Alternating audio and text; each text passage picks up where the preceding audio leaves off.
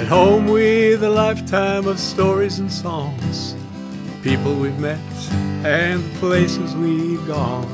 Along the way found where and how we belong. At home with a lifetime of stories and songs. Welcome to more Songs and Stories from Home, podcasts that give voice to songs with stories and stories with songs written and being written over the course of a lifetime, often illuminating the journey we all make, together and alone, finding our way home. One Love and Two Lives, Part 2. There are challenges in sharing personal moments with the world, like remembering why we're doing what we're doing when we're doing it. In 2022, May 28th and May 29th were the Saturday and Sunday of Memorial Day weekend, and Spokane was busy and alive with activity. We stopped by the house I grew up in. The people who lived there now weren't home. The neighbor came over and asked what we were doing on the sidewalk with a camera and a guitar. We offered her an explanation and our personal information, which she accepted with a nod and a shake of her head. It turned out my dad's office had been torn down, so there was no stopping by there. We couldn't get into the church where our family went when I was growing up, so Pat and I did our remembering in the church parking lot. Throughout, it was important to remind each other to take what we were doing seriously, but not ourselves, while telling each other how much my folks liked to laugh and might have found some of what we were doing pretty entertaining.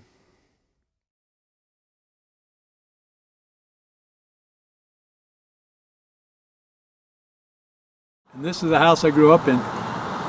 We moved in when I was 7, walked to grade school just around the corner. Moved out when I was 18. It was great to have grown up in such a stable environment and then learned that lesson about the inevitability of change and how quick it can happen. The first stop after the Viewpoint was the house that I grew up in. My parents sold it the summer I graduated from high school, so I was never able to come back to it, which might be part of the reason it remains haunted, in a good way, with the dreams and memories, ghosts of childhood. We sang this song in front of the house, and then we left one rose petal on the sidewalk. So much of who I am I first found in this house and yard. No matter where I've gone from here, I've never been that far from that young boy, those hopes, those fears, and all that would await, standing, peering out from here before opening the gates. It was a special magic place, my land of make-believe, a place I cannot go back to or ever really leave. Home to my first memories and all those childhood dreams.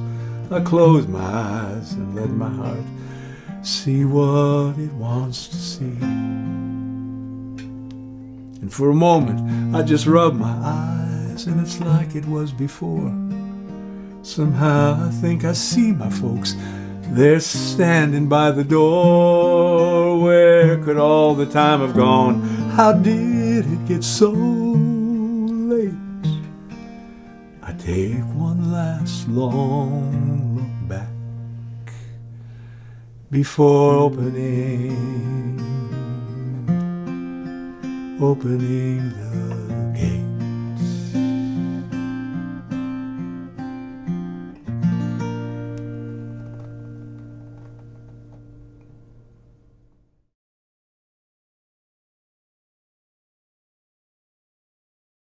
We stopped by what had been my dad's office for 25 years. He was a successful physician. His patients loved him, in part because he had that gift, the one where whoever he was with knew that at that moment they were the most important person in the world to him. That at that moment there was nowhere else he wanted to be. No one else he wanted to be with.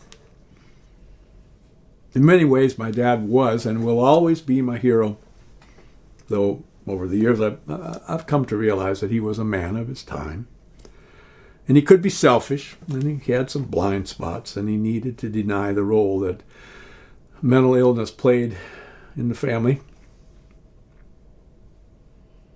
I also came to realize that the things that I admired most about him are not when he was on top of the world, but who he was when the world weighed most heavy on him. How he continued to get up every day and do what needed to be done, not sure of the outcome. The only thing for sure is if he didn't get up and do the work, the world was going to crush him. One day, when my brothers and I were kids, Dad brought home an album of Andrew Carnegie talking about his philosophy of life. Carnegie became famous for a book he wrote called How to Win Friends and Influence People. A quote Carnegie is known for is, "Two men look from the same prison bars, one sees the mud and the other the stars." In many ways, that was my dad.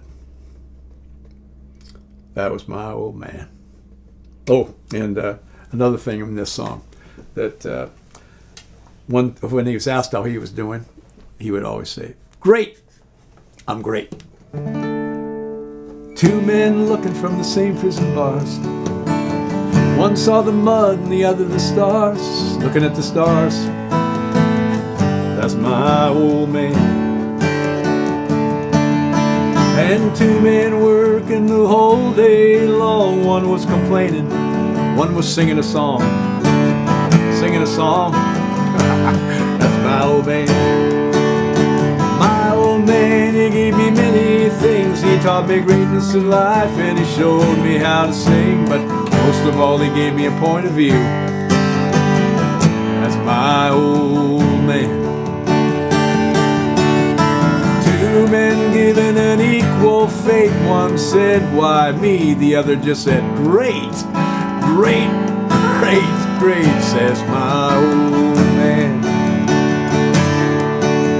And two men looking at the great life feast. One can't decide what to take. One can't get enough to eat, getting fat. That's my old man. My old man, one of the best I'm ever gonna meet. He taught me greatness in life and he showed me how to eat. But most of all, he gave me a point of view. That's my old man. Most of all, he gave me a point of view. That's my old man.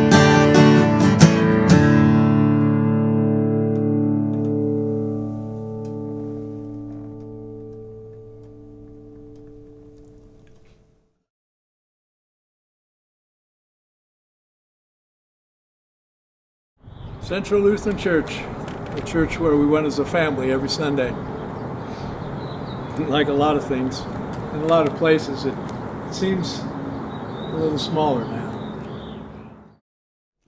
We stopped by the church where we went as a family when I was growing up.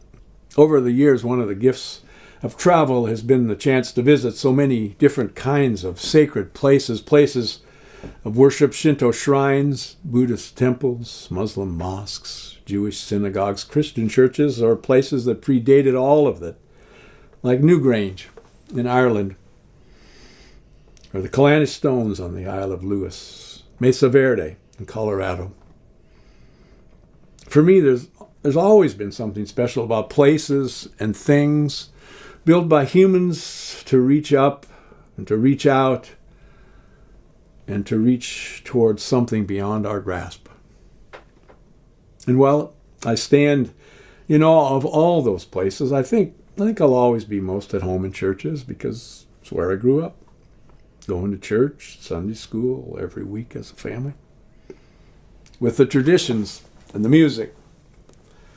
The music leaving a deep and abiding imprint one song that holds a special place for me and so many others.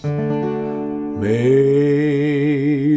grace, how sweet the sound that saved a wretch like me. I once was lost, but now I'm found. I was blind, but now I see. It's one of those songs to soothe the soul and touch a heart. Through the years it has played a special part. In triumphs and in tragedies it always comes to mind, and we sing Amazing Grace one more time.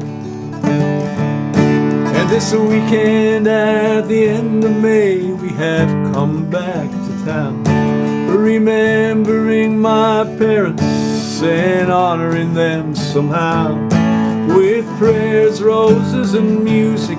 And this one last goodbye, we will sing Amazing Grace one more time. 'Twas grace that taught my heart to fear, and grace my fear released. How precious did that grace appear the hour I first believed. When we've been there 10,000 years, bright shining as the sun, we've no less days to sing God's praise than when we first began. It's one of those songs to soothe the soul and touch a heart.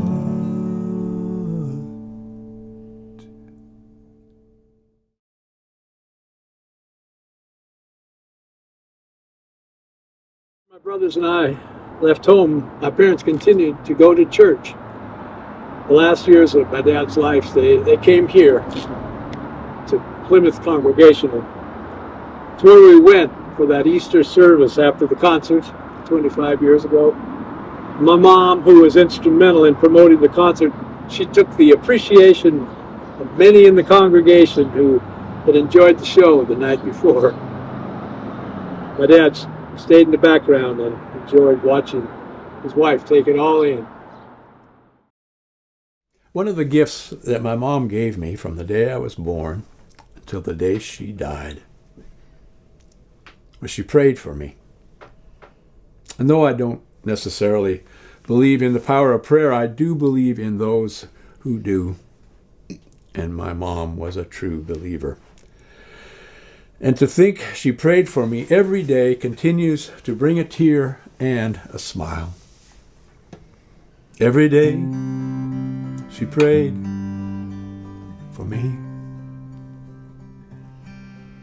It's still hard for me to believe. From the morning I was born, every day she prayed for me. And I'm happy to say the line remains unbroken. I was talking to my friend Milt Jones, who is now the head of Christian Relief Fund, and I told him what my mom did, and how even in my 70s I was going to miss someone praying for me. And he said, "No problem. I'll pray for you every day." So, thanks, Milt. Thanks, Mom.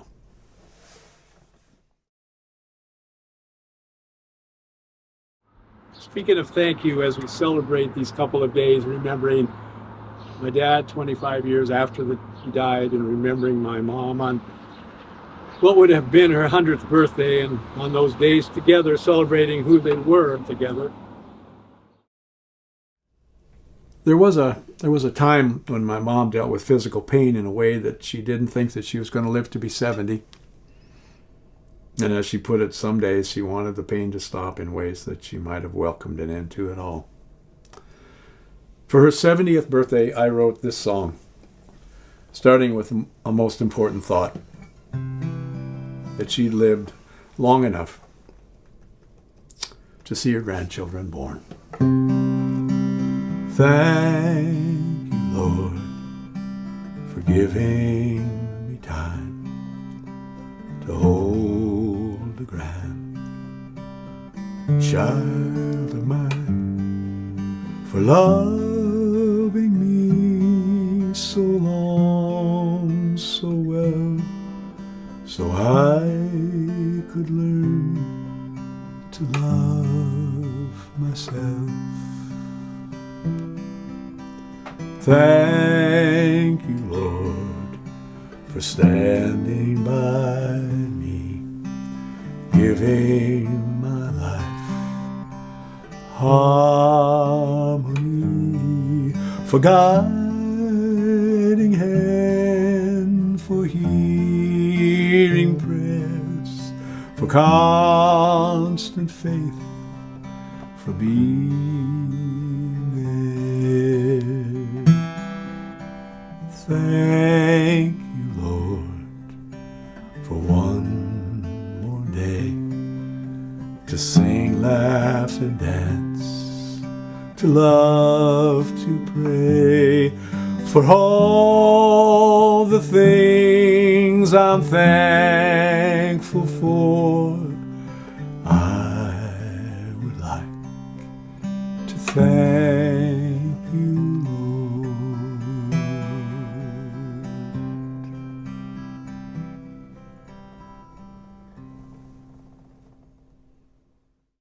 Thank you for watching or listening to more songs and stories from home. Come back next time for part 3 of One Love and Two Lives, knowing you're welcome here at home with a lifetime of stories and songs.